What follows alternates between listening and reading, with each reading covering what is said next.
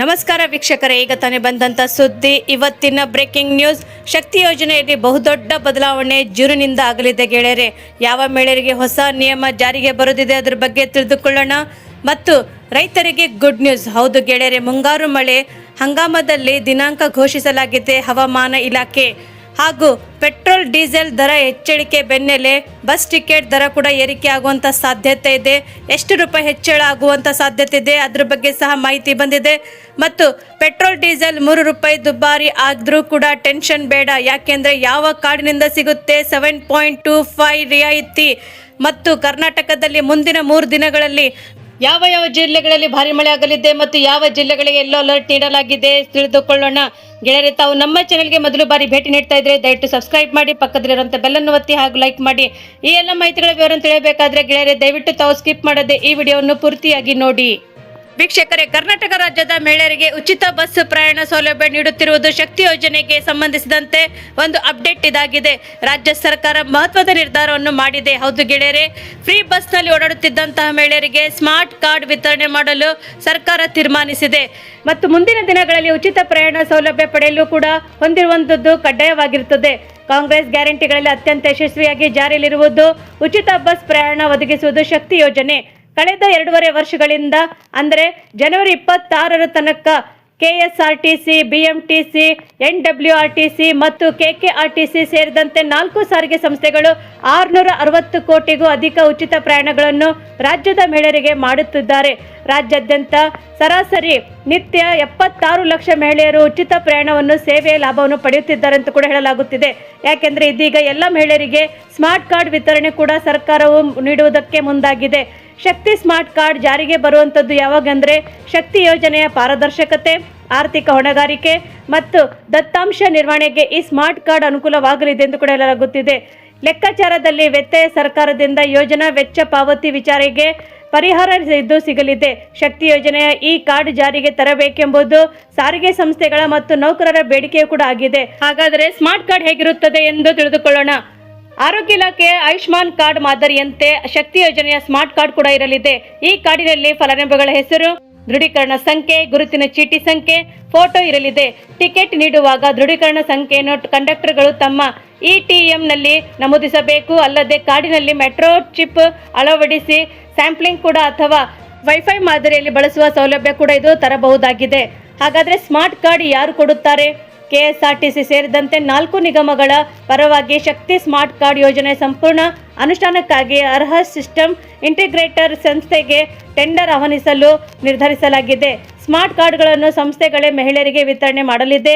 Guarantee ಯೋಜನೆ ಅನುಷ್ಠಾನ ಸಮಿತಿ ಮತ್ತು ಬೆಂಗಳೂರು 1, ಕರ್ನಾಟಕ 1 ಸಂಸ್ಥೆಗಳ ಮೂಲಕ ಕಾರ್ಡ್ ವಿತರಣೆ ಮಾಡಬಹುದೆಂದು ಕೂಡ ಊಹಿಸಲಾಗಿದೆ. ಹಾಗಾದರೆ ಉಚಿತವೋ ಅಥವಾ ದರ ನಿಗದಿ ಇದಕ್ಕೆ ಮಾಡಲಾಗುತ್ತದೆ ಎಂದು ತಿಳಿದುಕೊಳ್ಳೋಣ. ಶಕ್ತಿ ಯೋಜನೆ ಸ್ಮಾರ್ಟ್ ಕಾರ್ಡ್ಗೆ ಯಾವುದೇ ಪ್ರಕಾರದ ದರ ನಿಗದಿ ಮಾಡಿಲ್ಲ. ಎಲ್ಲ ಮಹಿಳೆಯರಿಗೂ ಕೂಡ ಉಚಿತವಾಗಿಯೇ ಕಾರ್ಡ್ ಸಿಗಲಿದೆ. ಸ್ಮಾರ್ಟ್ ಕಾರ್ಡ್ ಯಾವಾಗ ಜಾರಿಗೆ ಬರಲಿದೆ ಎಂದು ತಿಳಿದುಕೊಳ್ಳೋಣ. ಸರ್ಕಾರ ಇನ್ನೂ ಕಾರ್ಡ್ ಉತ್ಪಾದನೆ ಹಾಗೂ ವಿತರಣೆಗೆ ಸೂಕ್ತ ಸಂಸ್ಥೆಯನ್ನು ಹುಡುಕಲು ಟೆಂಡರ್ ಆಹ್ವಾನಿಸಿದೆ. ಅಷ್ಟೇ ಅಲ್ಲದೆ ಟೆಂಡರ್ ಪ್ರಕ್ರಿಯೆ ಮುಗಿದ ಬಳಿಕ ವಿತರಣೆಗೆ ಕನಿಷ್ಠ 3 ತಿಂಗಳು ಬೇಕಾಗುತ್ತದೆ. ಮುಂಬರುವ ಜೂನ್ ವೇಳೆಗೆ ಶಕ್ತಿ ಯೋಜನೆಗೆ 3 ವರ್ಷವಾಗಲಿದ್ದು ಆ ಸಂದರ್ಭದಿಂದ ಹೊಸ ವ್ಯವಸ್ಥೆ ಜಾರಿಗೆ ಬರಬಹುದು ಕೂಡ ಎನ್ನಲಾಗುತ್ತಿದೆ. ಗೆಳೆಯರೆ, ರಾಜ್ಯದ ರೈತರಿಗೊಂದು ಗುಡ್ ನ್ಯೂಸ್ ಗೆಳೆಯರೆ. ಹೌದು ಗೆಳೆಯರೆ, ರೈತರು ಮುಂಗಾರು ಮಳೆಗಾಗಿ ಕಾಯುತ್ತಿದ್ದಾರೆ. ಬೀಜ ಬಿತ್ತನೆ ಮಾಡಲು ಕೃಷಿಕರು ಮಳೆಗಾಗಿ ಕಾಯುತ್ತಿದ್ದಾರೆ ಮತ್ತು ಹವಾಮಾನ ಇಲಾಖೆಯು ಕೃಷಿಕರಿಗೆ ಸಿಹಿ ಸುದ್ದಿಯೊಂದನ್ನು ಕೊಟ್ಟಿದೆ ಗೆಳೆಯರೆ. ನೈಋತ್ಯ ಮಾನ್ಸೂನ್ ಪ್ರಾರಂಭವಾಗುವ ಸಾಧ್ಯತೆಯನ್ನು ಹವಾಮಾನ ಇಲಾಖೆಯು ವ್ಯಕ್ತಪಡಿಸಿದೆ. ಮೇ 26ರಂದು ನೈಋತ್ಯ ಮಾನ್ಸೂನ್ ಕೇರಳದಲ್ಲಿ ಪ್ರಾರಂಭ ಆಗುವಂತ ನಿರೀಕ್ಷೆ ಇದೆ ಎಂದು ಭಾರತೀಯ ಹವಾಮಾನ ಇಲಾಖೆಯು ಮುನ್ಸೂಚನೆಯನ್ನು ತಿಳಿಸಿದೆ. ಪ್ರಾಥಮಿಕ ಮಳೆ ನೀಡುವ ಮಾನ್ಸೂನ್ ಸಾಮಾನ್ಯವಾಗಿ ಜೂನ್ 1ರ ಸುಮಾರಿಗೆ ಕೇರಳಕ್ಕೆ ಆಗಮಿಸುತ್ತದೆ ಮತ್ತು ದೇಶದ ಇತರ ಭಾಗಗಳಲ್ಲಿ ಆವರಿಸಲು ಉತ್ತರದ ಕಡೆಗೆ ಮುಂದುವರಿಯುತ್ತದೆ. ಕೇರಳ ರಾಜ್ಯದಲ್ಲಿ ಮಾನ್ಸೂನ್ ಭಾಗವು ಆರಂಭವಾದಂತಹ ನೈಋತ್ಯ ಮಾನ್ಸೂನ್ ಋತುವಿನ ಜೂನಿನಿಂದ ಸೆಪ್ಟೆಂಬರ್ವರೆಗೂ ಆರಂಭದಲ್ಲಿ ಸೂಚಿಸುತ್ತದೆ. ಕಳೆದ ವರ್ಷ ಮಾನ್ಸೂನ್ ಆರಂಭವು ಮೇ 24ರಂದು ಸಂಭವಿಸಿತ್ತು. ಈ ವರ್ಷ ನೈಋತ್ಯ ಮಾನ್ಸೂನ್ ಮೇ 26ರಂದು ಕೇರಳದಲ್ಲಿ 4 ದಿನಗಳ ಮಾದರಿಯಂತೆ ದೋಷದೊಂದಿಗೆ ಮೊದಲು 4 ದಿನಗಳು ನಂತರ ಸಂಭವಿಸಬಹುದು. ಪ್ರಾರಂಭವಾದಂತಹ ಸಾಧ್ಯತೆ ಕೂಡ ಇದೆ ಎಂದು ಕೂಡ ಹೇಳಲಾಗುತ್ತಿದೆ. ಮತ್ತು ಮುಂದಿನ 24 ಗಂಟೆಗಳಲ್ಲಿ ದಕ್ಷಿಣ ಬಂಗಾಳ ಕೊಲ್ಲಿಯ ಅಂಡಮಾನ್ ಸಮುದ್ರದ ಮತ್ತು ಅಂಡಮಾನ್ ಮತ್ತು ನಿಕೋಬಾರ್ ದ್ವೀಪಗಳ ಕೆಲವು ಭಾಗಗಳಲ್ಲಿ ಕೂಡ ಮುಂಗಾರು ಪ್ರವೇಶಿಸಲು ಅನುಕೂಲಕರ ಪರಿಸ್ಥಿತಿಗಳಿವೆ ಎಂದು ಕೂಡ ಹವಾಮಾನ ಕಚೇರಿಯು ತಿಳಿಸಿದೆ. ಭಾರತದ ಮುಖ್ಯ ಭೂಭಾಗದಂತಹ ಮೇಲೆ ನೈಋತ್ಯ ಮಾನ್ಸೂನ್ನ ಮುನ್ನಡೆಯನ್ನು ಕೇರಳದಲ್ಲಿ ಮಾನ್ಸೂನ್ ಆರಂಭವಾಗಿದ್ದು ಗುರುತಿಸಲಾಗುತ್ತಿದೆ ಮತ್ತು ಇದು ಬಿಸಿ ಮತ್ತು ಸೂಕ್ಷ್ಮ ಋತುವಿನಿಂದ ಮಳೆಗಾಲಕ್ಕೆ ಪರಿವರ್ತನೆಗೊಳ್ಳುವ ಪ್ರಮುಖ ಸೂಚಕವಾಗಿದೆ ಎಂದು ಕೂಡ ಹೇಳಲಾಗುತ್ತಿದೆ. ಮಾನ್ಸೂನ್ ಉತ್ತರದ ಕಡೆಗೆ ಸಾಗುತ್ತಿದ್ದಂತೆ ಬೇಸಿಗೆಯ ಸುಡುವ ತಾಪಮಾನದಿಂದ ಈ ಪ್ರದೇಶಗಳಲ್ಲಿ ಪರಿಹಾರ ದೊರೆಯುತ್ತದೆ ಎಂದು ಕೂಡ ಹೇಳಲಾಗುತ್ತಿದೆ. 4 ತಿಂಗಳ ಮಾನ್ಸೂನ್ ಋತುವು ದೇಶದ ವಾರ್ಷಿಕ ಮಳೆಯ ಸುಮಾರು 70% ತರುತ್ತದೆ ಮತ್ತು ಕೃಷಿ ಹಾಗೂ ಬೆಳೆಗಳಿಗೆ ಒಟ್ಟಾರೆ ಆರ್ಥಿಕತೆಗೆ ಇದು ಜಲಾಶಯಗಳನ್ನು ಮತ್ತು ಜಲಚರಗಳನ್ನು ಮರುಪೂರ್ಣ ಮಾಡಲು ನಿರ್ಣಾಯಕವಾಗಿರುತ್ತದೆ. ಈ ವರ್ಷ ಮಾನ್ಸೂನ್ ಋತುವಿನಲ್ಲಿ ಭಾರತದಲ್ಲಿ ಸಾಮಾನ್ಯಕ್ಕಿಂತ ಕಡಿಮೆ ಮಳೆಯಾಗುವಂಥದ್ದು ಅಥವಾ ಮಾನ್ಸೂನ್ ತಿಂಗಳುಗಳಲ್ಲಿ ದೇಶವು 80 ಸೆಂಟಿಮೀಟರ್ ಮಳೆಯಾಗುವಂಥ ಸಾಧ್ಯತೆ ಕೂಡ ಹೇಳಲಾಗುತ್ತಿದೆ. ದೀರ್ಘಾವಧಿಯ ಸರಾಸರಿ ಕಾಲೋಚಿತ ಮಳೆ ಕೂಡ 87% ಸೆಂಟಿಮೀಟರ್ ಆಗುವಂಥ ಸಾಧ್ಯತೆ ಇದೆ ಎಂದು ಕೂಡ ಹೇಳಲಾಗುತ್ತಿದೆ. ಈ ಪರಿಸ್ಥಿತಿಗಳಲ್ಲಿ ಹೊರಹೊಮ್ಮುತ್ತಿರುವಂತಹ ಇದು ಸಂಭವಿಸಬಹುದು ಅಥವಾ ಮಾಸಿಕ ಮುನ್ಸೂಚನೆಯನ್ನು ಸೂಚಿಸುತ್ತದೆ ಎಂದು ಕೂಡ ಹೇಳಲಾಗುತ್ತಿದೆ. ಮತ್ತೊಂದು ಬಿಗ್ ನ್ಯೂಸ್ ಏನೆಂದರೆ ಮಧ್ಯಪ್ರಾಚ್ಯ ಹೆಚ್ಚುತ್ತಿರುವಂತಹ ಬಿಕ್ಕಟ್ಟಿನಲ್ಲಿ ಪರಿಣಾಮವಾಗಿ ಭಾರತದ ಕಚ್ಚಾ ತೈಲ ಸಮಸ್ಯೆ ಉದ್ಭವಿಸುತ್ತದೆ. ಪೆಟ್ರೋಲ್ ಮತ್ತು ಡೀಸೆಲ್ ದರಗಳು ತೀವ್ರವಾಗಿ ಏರಿಕೆಯಾಗಿದ್ದು ಡೀಸೆಲ್ ದರ ₹3 ಹೆಚ್ಚಾಗಿದೆ. ಖಾಸಗಿ ಬಸ್ಗಳ ಟಿಕೆಟ್ ದರವು ಕೂಡ ದಿಢೀರವಾಗಿ ಏರಿಕೆಯಾಗಿದೆ ಎಂದು ಕೂಡ ಹೇಳಬಹುದಾಗಿದೆ. ಇಂದು ಮಧ್ಯರಾತ್ರಿಯಿಂದಲೇ ದರ ಏರಿಕೆ ಜಾರಿಗೆ ಬರಲಿದೆ ಎಂದು ಕೂಡ ಹೇಳಲಾಗುತ್ತಿದೆ. ಪ್ರಯಾಣಿಕರಿಗೆ ದರ ಬೆಲೆ ಬಗ್ಗೆ ಸಾಮಾನ್ಯ ಜನರಿಗೆ ಮೇಲೆ ಕೇಂದ್ರ ಮತ್ತು ರಾಜ್ಯ ಸರ್ಕಾರಗಳು ಬೆಲೆ ಏರಿಕೆಯ ಬಗ್ಗೆ ಎಳೆದಿದೆ ಎಂದು ಕೂಡ ಹೇಳಲಾಗುತ್ತಿದೆ. ಪೆಟ್ರೋಲ್, ಡೀಸೆಲ್ ಇದು ಚಿನ್ನ, ಬೆಳ್ಳಿ, ಅಕ್ಕಿ, ಬೆಳ್ಳಿಗಿಂತಲೂ ಪ್ರತಿಯೊಂದು ವಸ್ತುವಿನ ಮೇಲೆ ಕೂಡ ಗಗನಕ್ಕೆ ಏರುತ್ತಿದೆ ಎಂದು ಕೂಡ ಹೇಳಲಾಗುತ್ತಿದೆ. ಇದೀಗ ಬಸ್ ಟಿಕೆಟ್ ದರವು ಕೂಡ ಹೆಚ್ಚಿದ್ದು ಪ್ರಯಾಣಿಕರಿಗೆ ನುಂಗಲಾರದಂತಹ ತುತ್ತಾಗಿದೆ ಎಂದು ಕೂಡ ಹೇಳಬಹುದು. ನಗರ ನಿವಾಸಿಗಳು ದೂರದ ಊರುಗಳಿಗೆ ಹೋಗಲು ಖಾಸಗಿ ಬಸ್ ಮೊರೆ ಹೋಗುತ್ತಾರೆ. ಆದರೆ ಪ್ರಯಾಣಿಕರಿಗೆ ಇದೀಗ ಟಿಕೆಟ್ ಬೆಲೆ ಕೂಡ ಏರಿಕೆ ಬಿಸಿ ತಟ್ಟಲಾಗಿದೆ ಎಂದು ಕೂಡ ಹೇಳಲಾಗಿದೆ. ಶೇಕಡ 20 ರಿಂದ 30% ಹೆಚ್ಚಳ ಕೂಡ ಇದು ಮಾಡಲಾಗಿದೆ ಎಂದು ಕೂಡ ಹೇಳಲಾಗುತ್ತಿದೆ. ಪೆಟ್ರೋಲ್, ಡೀಸೆಲ್ ಬೆಲೆ ₹3 ಏರಿಕೆ ಮಾಡಿದ್ದಂತೆ ಖಾಸಗಿ ಬಸ್ ಮಾಲೀಕರು ಸಭೆ ನಡೆಸಿದ್ದು ಟಿಕೆಟ್ ದರವನ್ನು ಏಕಾಏಕಿ ಏರಿಕೆ ಮಾಡಲು ನಿರ್ಧರಿಸಿದ್ದಾರೆ. ಶೇಕಡ 20 ರಿಂದ 30% ದರ ಏರಿಕೆಗೆ ಖಾಸಗಿ ಬಸ್ ಮಾಲೀಕರು ಮುಂದಾಗಿದ್ದು ಟಿಕೆಟ್ ಭಾರಿ ಹೆಚ್ಚಳವಾಗಿದೆ ಎಂದು ಕೂಡ ಹೇಳಲಾಗುತ್ತಿದೆ. ವೀಕ್ಷಕರೇ, ಈಗ ನಾನ್ ಎಸಿ ಸ್ಲೀಪರ್ ಬಸ್ ಟಿಕೆಟ್ ದರವನ್ನು ತಿಳಿದುಕೊಳ್ಳೋಣ. ಬೆಂಗಳೂರು ಟು ಬೆಳಗಾವಿ ಮೊದಲು ₹1000 ಇದ್ದಂತಹದ್ದು ಈಗ ₹1200 ಆಗಿದೆ. ಬೆಂಗಳೂರಿಂದ ಮಂಗಳೂರಿಗೆ ಹೋಗುವಂಥದ್ದು ಬಸ್ ₹900 ಇದ್ದಿದ್ದು ₹1150 ಆಗಿದೆ. ಬೆಂಗಳೂರಿಂದ ಮಡಿಕೇರಿಗೆ ಹೋಗುವಂಥ ಬಸ್ಸು ₹700 ಇದ್ದಿದ್ದು ಈಗ ₹900 ಆಗಿದೆ. ಬೆಂಗಳೂರಿನಿಂದ ಹುಬ್ಬಳ್ಳಿ ಹೋಗುವಂಥ ಬಸ್ಸು ₹900 ಇದ್ದಿದ್ದು ಈಗ ₹1050 ಆಗಿದೆ. ಬೆಂಗಳೂರಿನಿಂದ ಕಲಬುರಗಿಗೆ ಹೋಗುವಂಥ ಬಸ್ಸು ಮೊದಲು ₹1200 ಇದ್ದಿದ್ದು ಈಗ ₹1400 ಆಗಿದೆ. ಬೆಂಗಳೂರಿನಿಂದ ಬಳ್ಳಾರಿಗೆ ಹೋಗುವಂಥ ಬಸ್ಸು ₹800 ಇದ್ದಿದ್ದು ಈಗ ₹950 ಆಗಿದೆ ಎಂದು ಹೇಳಲಾಗುತ್ತಿದೆ. ಖಾಸಗಿ ಬಸ್ ಮಾಲೀಕರ ಸಮರ್ಥನೆ ಎಂದು ಕೂಡ ಹೇಳಬಹುದು. ಯಾಕೆಂದರೆ ನ್ಯೂಸ್ 18 ಕನ್ನಡ ಜೊತೆ ಖಾಸಗಿ ಬಸ್ ಮಾಲೀಕರು ಸಂಘದ ಅಧ್ಯಕ್ಷರಾದಂತಹ ನಟರಾಜ್ ಶರ್ಮಾ ಮಾತನಾಡಿದ್ದು ಇಂದಿನಿಂದಲೇ ಖಾಸಗಿ ಬಸ್ ದರ ಹೆಚ್ಚಳವಾಗಲಿದೆ ಎಂದು ಕೂಡ ಹೇಳಿದ್ದಾರೆ. ಡೀಸೆಲ್ ಬೆಲೆ ಏರಿಕೆ ಹಿನ್ನೆಲೆ ದರ ಹೆಚ್ಚಳ ಏರಿಕೆ ಅನಿವಾರ್ಯ ಆಗಿದೆ ಎಂದು ಕೂಡ ಹೇಳಿದ್ದಾರೆ. ಶೇಕಡ 20 ರಿಂದ 30% ದರ ಏರಿಕೆ ಮಾಡಲಾಗಿದ್ದು ಕೆಲ ರೂಟ್ ವೇರ್ ಮೇಲೆ ದರ ಏರಿಕೆ ವ್ಯತ್ಯಯ ಆಗಲಿದೆ ಎಂದು ಕೂಡ ಹೇಳಿದ್ದಾರೆ. ಯಾರು ಮೊದಲು ರಿಸರ್ವೇಷನ್ ಮಾಡಿಕೊಳ್ಳುತ್ತಾರೆಯೋ ಅವರಿಗೆ ಟಿಕೆಟ್ ರೇಟ್ ಇರುತ್ತದೆ ಮತ್ತು ಯಾರು ರಿಸರ್ವೇಷನ್ ಮಾಡಿಸುವುದಿಲ್ಲವೋ ಅವರಿಗೆ ಇಂದು ರಾತ್ರಿಯಿಂದಲೇ ದರ ಏರಿಕೆ ಮಾಡಿದ್ದು ಹೊಸ ದರದಂತೆ ಟಿಕೆಟ್ ಕೂಡ ದರ ಇಲ್ಲಿರುತ್ತದೆ ಎಂದು ಹೇಳಿದ್ದಾರೆ ಎಂದು ಹೇಳಲಾಗುತ್ತಿದೆ. ವೀಕ್ಷಕರೇ, ಮತ್ತೊಂದು ಶಾಕಿಂಗ್ ನ್ಯೂಸ್ ಏನೆಂದರೆ ಪೆಟ್ರೋಲ್ ಮತ್ತು ಡೀಸೆಲ್ ದುಬಾರಿಯಾಗಿದ್ದು ₹3 ಏರಿಕೆ ಆಗಿದೆ ಎಂದು ಹೇಳಬಹುದು. ಆದರೆ ಇದಕ್ಕೆ ಟೆನ್ಷನ್ ಬೇಡ ಎಂದು ಹೇಳಲಾಗುತ್ತಿದೆ. ಯಾಕೆಂದರೆ ಯಾವ ಕಾರ್ಡನ್ನು ನಾವು ಯೂಸ್ ಮಾಡಿದರೆ ಶೇಕಡ 7.25% ರಿಯಾಯಿತಿ ನಾವು ಪಡೆಯಬಹುದಾಗಿದೆ. ಹಾಗಾದರೆ ಗೆಳೆಯರೆ, ಈ ಒಂದು ಜೇಬಿಗೆ ಕತ್ತರಿಯನ್ನು ತಪ್ಪಿಸಲು ಒಂದು ಜಾಣ್ಮೆಯ ಒಂದು ದಾರಿ ಇದಾಗಿದೆ ಎಂದು ಹೇಳಬಹುದು. ನೀವು ಇಂಧನವನ್ನು ತುಂಬಿಸಬೇಕಾದ್ರೆ ಬರೋಬ್ಬರಿ 7.25% ಲಾಭ ಮಾಡಿಕೊಳ್ಳಲು ರಹಸ್ಯವೊಂದು ಇದೆ, ತಿಳಿದುಕೊಳ್ಳಿ ಗೆಳೆಯರೆ.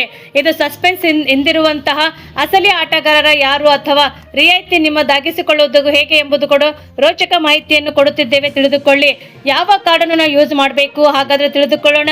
ಪೆಟ್ರೋಲ್ ಮತ್ತು ಡೀಸೆಲ್ ಬೆಲೆ ದಿನದಿಂದ ದಿನಕ್ಕೆ ಹೆಚ್ಚುತ್ತಿರುವ ಸಮಯದಲ್ಲಿ ವಾಹನ ಸವಾರರು ಖರ್ಚು ಕಡಿಮೆ ಮಾಡುವಂತಹ ಮಾರ್ಗಗಳನ್ನು ಹುಡುಕುತ್ತಿದ್ದಾರೆ. ಇಂತಹ ಸಂದರ್ಭದಲ್ಲಿ SBI ಕಾರ್ಡ್ ಮತ್ತು ಭಾರತ ಪೆಟ್ರೋಲಿಯಂ ಕಾರ್ಪೊರೇಷನ್ ಲಿಮಿಟೆಡ್ ಒಟ್ಟಿಗೆ ನೀಡುತ್ತಿರುವಂತಹ BPSCL SBI card Octane credit card. ಹೌದು ಗೆಳೆಯರೆ, ಆಕ್ಟೆನ್ ಕ್ರೆಡಿಟ್ ಕಾರ್ಡ್ ಉತ್ತಮ ಉಳಿತಾಯದ ಆಯ್ಕೆಯಾಗಿ ಹೊರಹೊಮ್ಮಿದೆ. ಹೌದು ಗೆಳೆಯರೆ, ಈ ಕಾರ್ಡ್ ಬಳಸುವುದರಿಂದ ಪೆಟ್ರೋಲ್ ಮತ್ತು ಡೀಸೆಲ್ ಖರೀದಿಯಲ್ಲಿ ಸುಮಾರು 7.25% ಉಳಿತಾಯ ಸಾಧ್ಯವೆಂದು ಹೇಳಲಾಗುತ್ತಿದೆ. ಕಾರ್ಡಿನ ವಿಶೇಷತೆಗಳೇನು ಗೊತ್ತಾ ನಿಮಗೆ? ಹಾಗಾದ್ರೆ ತಿಳಿದುಕೊಳ್ಳಿ. ಕಾರ್ಡ್ ಪ್ರಮುಖ ವಿಶೇಷತೆ ಎಂದರೆ BPCL ಪೆಟ್ರೋಲ್ ಬಂಕ್ಗಳಲ್ಲಿ ಇಂಧನ ಖರೀದಿಸುವಾಗ ಪ್ರತಿ 100 ರೂಪಾಯಿಗೆ 25 ರಿವಾರ್ಡ್ ಪಾಯಿಂಟ್ಗಳನ್ನು ಸಿಗುತ್ತವೆ. ಈ ಪಾಯಿಂಟ್ಗಳಿಂದ ನಂತರ ಇಂಧನ ಖರೀದಿಗೆ ಬಳಸಿಕೊಳ್ಳಬಹುದು. ಜೊತೆಗೆ 1ರಷ್ಟು ಫ್ಯೂಯಲ್ ವೇರ್ ಸೌಲಭ್ಯ ಕೂಡ ಲಭ್ಯವಿದೆ. ನೀವು ಪೆಟ್ರೋಲ್ ತುಂಬಿಸುವಾಗ ವಿಧಿಸುವ ಹೆಚ್ಚುವರಿ ಶುಲ್ಕವನ್ನು ಮನ್ನಾ ಮಾಡಿಸಲಾಗುತ್ತದೆ ಮತ್ತು ಎರಡನ್ನು ಸೇರಿಸಿದಾಗ ಒಟ್ಟು ಸುಮಾರು 7.25% ಮೌಲ್ಯದ ಲಾಭ ಸಿಗುತ್ತದೆ ಎಂದು ಕೂಡ ಹೇಳಲಾಗುತ್ತಿದೆ. ಹಾಗಾದ್ರೆ ಕಾರ್ಡ್ ಪಡೆಯಲು ಶುಲ್ಕ ಎಷ್ಟೆಂದು ಗೊತ್ತಾ? ತಿಳಿದುಕೊಳ್ಳೋಣ ಗೆಳೆಯರೆ. ಕಾರ್ಡ್ಗೆ ಸೇರ್ಪಡೆ ಶುಲ್ಕ ಮತ್ತು ವಾರ್ಷಿಕ ಶುಲ್ಕ 1,499 ರೂಪಾಯಿ ತೆರಿಗೆ ಇದೆ ಎಂದು ಕೂಡ ಹೇಳಲಾಗುತ್ತಿದೆ. ಒಂದು ವರ್ಷದಲ್ಲಿ 2 ಲಕ್ಷ ಅಥವಾ ಅದಕ್ಕಿಂತ ಹೆಚ್ಚು ಖರ್ಚು ಮಾಡಿದರೆ ಶುಲ್ಕವು ಮನ್ನಾ ಮಾಡಲಾಗುತ್ತದೆ. ಇದರಿಂದ ನಿಯಮಿತವಾಗಿ ಕಾರ್ಡ್ ಬಳಕೆದಾರರು ಶುಲ್ಕ ಭಾರ ಕಡಿಮೆ ಮಾಡಬಹುದು. ಜೊತೆಗೆ ಕಾರ್ಡ್ ಪಡೆಯುವಾಗ 6,000 ರೂಪಾಯಿ ಬೋನಸ್ ರಿವಾರ್ಡ್ ಕೂಡ ಪಾಯಿಂಟ್ಗಳನ್ನು ಕೂಡ ಸಿಗುತ್ತವೆ ಮತ್ತು ಮೌಲ್ಯ ಸುಮಾರು 1,500ಕ್ಕೂ ಅಧಿಕವಾಗಿದ್ದು ಮತ್ತು ಸೇರ್ಪಡೆ ಶುಲ್ಕದಷ್ಟೇ ಪ್ರಯೋಜನ ಕೂಡ ನೀಡುತ್ತದೆ. ಮತ್ತು ಗ್ರಾಹಕರಿಗೆ ಈ ಕಾರ್ಡ್ ಬಹಳ ಉತ್ತಮ ಆಯ್ಕೆಯಾಗಿದೆ ಎಂದು ಕೂಡ ಹೇಳಬಹುದು. ಪ್ರತಿ ಮಾಸವೂ ಸಾಕಷ್ಟು ಇಂಧನ ಬಳಕೆ ಮಾಡುವವರು ಮತ್ತು BPCL ಬಂಕ್ಗಳಲ್ಲಿ ಪೆಟ್ರೋಲ್ ತುಂಬಿಸುವಂತವರು ಅಭ್ಯಾಸದಲ್ಲಿರುವವರಿಗೆ ಈ ಕಾರ್ಡ್ ಉತ್ತಮ ಆಯ್ಕೆಯಾಗಿದೆ. ಸರಿಯಾದ ರೀತಿಯಲ್ಲಿ ಬಳಸಿದರೆ ಪೆಟ್ರೋಲ್ ಡೀಸೆಲ್ ಬೆಲೆ ಏರಿಕೆಯ ನಡುವೆಯೂ ಕೂಡ ವರ್ಷಕ್ಕೆ ಸಾವಿರಾರು ರೂಪಾಯಿಗಳನ್ನು ಉಳಿತಾಯ ಮಾಡಿಕೊಳ್ಳಬಹುದೆಂದು ಕೂಡ ಹೇಳಲಾಗುತ್ತಿದೆ. ಗೆಳೆಯರೆ, ಮತ್ತೊಂದು ವಿಶೇಷ ಮಾಹಿತಿ ಏನೆಂದರೆ ಕರ್ನಾಟಕದಲ್ಲಿ ಮುಂದಿನ 3 ದಿನಗಳ ಕಾಲ ಭಾರೀ ಮಳೆಯಾಗುವ ಸಾಧ್ಯತೆ ಇದೆ ಎಂದು ಭಾರತೀಯ ಹವಾಮಾನ ಇಲಾಖೆಯು ಮುನ್ಸೂಚನೆ ನೀಡಿದೆ. ರಾಜ್ಯದ ಉತ್ತರ ಒಳನಾಡಿನ ಮತ್ತು ದಕ್ಷಿಣ ಒಳನಾಡಿನ ಮತ್ತು ಕರಾವಳಿ ಭಾಗದ ಕೆಲವು ಜಿಲ್ಲೆಗಳಲ್ಲಿ ಗುಡುಗು ಮಿಂಚು ಸಹಿತ ಬಿರುಗಾಳಿಯೊಂದಿಗೆ ಮಳೆಯಾಗುವಂತಹ ಸಾಧ್ಯತೆ ಇದೆ ಎಂದು ಎಚ್ಚರಿಕೆ ಇರುವಂತೆ ಇಲಾಖೆಯು ಸೂಚಿಸಿದೆ. ಮತ್ತು ಬಂಗಾಳ ಕೊಲ್ಲಿಯಲ್ಲಿ ಉಂಟಾಗಿರುವಂತಹ ವಾಯುಭಾರ ಕುಸಿತದ ಪರಿಣಾಮ ರಾಜ್ಯದ ಹಲವೆಡೆ ಮಳೆಯಾಗುವಂತಹ ಸಾಧ್ಯತೆ ಇದೆ ಮತ್ತು ಹೆಚ್ಚಾಗುವಂತಹ ಸಾಧ್ಯತೆ ಇದೆ ಕೂಡ ಹೇಳಲಾಗಿದೆ. ಕರ್ನಾಟಕಕ್ಕೆ ಯೆಲ್ಲೋ ಅಲರ್ಟ್ ಘೋಷಣೆ ಮಾಡಲಾಗಿದೆ. ಕೆಲವು ಜಿಲ್ಲೆಗಳಲ್ಲಿ ಗಂಟೆಗೆ 40ರಿಂದ 50 ಕಿಲೋಮೀಟರ್ ವೇಗದಲ್ಲಿ ಗಾಳಿ ಬೀಸುವಂತಹ ಸಾಧ್ಯತೆ ಇದೆ ಎಂದು ಕೂಡ IMD ತಿಳಿಸಿದೆ. ಮೇ 17ರವರೆಗೂ ಉತ್ತರ ಕರ್ನಾಟಕ ಭಾಗದಲ್ಲಿ ಭಾರೀ ಮಳೆಯ ಜೊತೆಗೆ ಬಿರುಗಾಳಿ ಸಂಭವಿಸುವಂತಹ ಸಾಧ್ಯತೆ ಇದೆ ಎಂದು ಕೂಡ ಹೇಳಲಾಗಿದೆ. ಮಿಂಚು ಹಾಗೂ ಗುಡುಗು ಸಹಿತ ಮಳೆಯಾಗುವಂತಹ ಕಾರಣ ಜನರು ಅನಗತ್ಯ ಹೊರಗಡೆ ಓಡಾಡಬಾರದೆಂದು ಕೂಡ ಎಚ್ಚರಿಕೆ ನೀಡಲಾಗಿದೆ. ಮರಗಳ ಕೆಳಗಡೆ ನಿಲ್ಲುವುದು ಆಗಲಿ ಅಥವಾ ತೆರೆವಾಗ ಪ್ರದೇಶಗಳಲ್ಲಿ ಇರುವುದಾಗಲಿ ತಪ್ಪಿಸಲು ಸೂಚಿಸಲಾಗಿದೆ. ಮೇ 18ರಂದು ಗಾಳಿಯ ವೇಗದಲ್ಲಿ ಸ್ವಲ್ಪ ಇಳಿಕೆ ಆಗುವಂತಹ ನಿರೀಕ್ಷೆಯಲ್ಲಿದ್ದರೂ ಕೂಡ ಹಲವೆಡೆಗೆ ಗುಡುಗು ಸಹಿತ ಮಳೆ ಆಗುವಂತಹ ಸಾಧ್ಯತೆ ಎಂದು ಕೂಡ ಹೇಳಲಾಗಿದೆ. ಉತ್ತರ ಒಳನಾಡಿನ ಕೆಲವು ಭಾಗಗಳಲ್ಲಿ ಗಂಟೆಗೆ 30ರಿಂದ 40 ಕಿಲೋಮೀಟರ್ ವೇಗದಲ್ಲಿ ಗಾಳಿ ಬೀಸುವ ಸಾಧ್ಯತೆ ಇದೆ ಮತ್ತು ದಕ್ಷಿಣ ಒಳನಾಡಿನಲ್ಲಿ ಕೆಲವು ಜಿಲ್ಲೆಗಳಲ್ಲಿ ಮಳೆಯ ಅಬ್ಬರ ಮುಂದುವರೆದಿದ್ದು ರೈತರು ಮತ್ತು ಸಾರ್ವಜನಿಕರು ಮುನ್ನೆಚ್ಚರಿಕೆ ಕ್ರಮ ಕೈಗೊಳ್ಳುವಂತೆ ಸಲಹೆ ನೀಡಲಾಗಿದೆ. ಕರಾವಳಿ ಕರ್ನಾಟಕದಲ್ಲೂ ಮಳೆ ಹೆಚ್ಚಾಗುವಂತ ಸಾಧ್ಯತೆ ಇದೆ. ಉಡುಪಿ, ದಕ್ಷಿಣ ಕನ್ನಡ ಜಿಲ್ಲೆಗಳಲ್ಲಿ ಗುಡುಗು ಮಿಂಚಿನೊಂದಿಗೆ ಉತ್ತಮ ಮಳೆಯಾಗುವಂತ ನಿರೀಕ್ಷೆಯಲ್ಲಿದೆ. ಮಲೆನಾಡು ಭಾಗಗಳಲ್ಲಿ ಶಿವಮೊಗ್ಗ, ಚಿಕ್ಕಮಗಳೂರು ಮತ್ತು ಕೊಡಗು ಹಾಗೂ ಹಾಸನ ಜಿಲ್ಲೆಗಳಲ್ಲಿ ಭಾರೀ ಮಳೆಯಾಗುವಂತ ಸಾಧ್ಯತೆ ಇದೆ ಎಂದು ಕೂಡ ಹೇಳಲಾಗಿದೆ. ಯೆಲ್ಲೋ ಅಲರ್ಟ್ ಘೋಷಿಸಲಾದ ಜಿಲ್ಲೆಗಳಾದ ಪಟ್ಟಿಯಲ್ಲಿ ಯಾದಗಿರಿ, ರಾಯಚೂರು, ಬಾಗಲಕೋಟೆ, ಕೊಪ್ಪಳ, ಧಾರವಾಡ, ಗದಗ, ಬಳ್ಳಾರಿ, ವಿಜಯನಗರ, ಹಾವೇರಿ, ದಾವಣಗೆರೆ, ಶಿವಮೊಗ್ಗ, ಚಿತ್ರದುರ್ಗ, ಉಡುಪಿ, ದಕ್ಷಿಣ ಕನ್ನಡ, ಚಿಕ್ಕಮಗಳೂರು, ಹಾಸನ, ತುಮಕೂರು, ಕೊಡಗು, ಮೈಸೂರು, ಮಂಡ್ಯ, ಚಾಮರಾಜನಗರ, ರಾಮನಗರ, ಚಿಕ್ಕಬಳ್ಳಾಪುರ, ಕೋಲಾರ, ಬೆಂಗಳೂರು ನಗರ ಮತ್ತು ಬೆಂಗಳೂರು ಗ್ರಾಮಾಂತರ ಜಿಲ್ಲೆಗಳು ಸೇರಿವೆ. ರಾಜ್ಯದ 50%ಕ್ಕಿಂತಲೂ ಹೆಚ್ಚು ಪ್ರದೇಶಗಳಲ್ಲಿ ಮಳೆಯಾಗುವಂತ ಸಾಧ್ಯತೆ ಇದೆ ಎಂದು ಹವಾಮಾನ ಇಲಾಖೆಯು ತಿಳಿಸಿದೆ ಗೆಳೆಯರೆ. ಹಾಗಾದ್ರೆ ಮಳೆ, ಗಾಳಿ ಮತ್ತು ಮಿಂಚಿನ ಅಬ್ಬರದಿಂದ ಕೆಲವೆಡೆ ವಿದ್ಯುತ್ ವ್ಯತ್ಯಯ ಮತ್ತು ಮರಗಳು ಉರುಳುವಂತಹ ಘಟನೆಗಳು ಸಂಭವಿಸಬಹುದು. ಹೀಗಾಗಿ ಜಿಲ್ಲಾಡಳಿತಗಳು ಮುನ್ನೆಚ್ಚರಿಕೆಯ ಕ್ರಮಗಳನ್ನು ಕೈಗೊಂಡಿವೆ ಎಂದು ಕೂಡ ಹೇಳಲಾಗುತ್ತಿದೆ. ವೀಕ್ಷಕರೇ, ನಮ್ಮ ಈ ವಿಡಿಯೋ ತಾವು ಮೊದಲ ಬಾರಿಗೆ ನೋಡುತ್ತಿದ್ದರೆ ದಯವಿಟ್ಟು ಸಬ್ಸ್ಕ್ರೈಬ್ ಮಾಡಿ, ಪಕ್ಕದಲ್ಲಿರುವಂತಹ ಬೆಲ್ ಅನ್ನು ಒತ್ತಿ ಹಾಗೂ ಲೈಕ್ ಮಾಡಿ. ಈ ನಮ್ಮ ವಿಡಿಯೋ ತಮಗೆ ಇಷ್ಟವಾದಲ್ಲಿ ದಯವಿಟ್ಟು ಕಮೆಂಟ್ ಬಾಕ್ಸ್ ಅಲ್ಲಿ ತಮ್ಮ ಸಲಹೆಗಳನ್ನು ತಿಳಿಸಿ. ಮುಂದಿನ ಅಪ್ಡೇಟ್ಗಳಿಗೆ ನಮಗೆ ಅನುಕೂಲವಾಗುತ್ತದೆ. ನಮ್ಮ ಈ ವಿಡಿಯೋವನ್ನು ತಾವು ಪೂರ್ತಿಯಾಗಿ ನೋಡಿದ್ದಕ್ಕೆ ತಮಗೆ ಧನ್ಯವಾದಗಳು.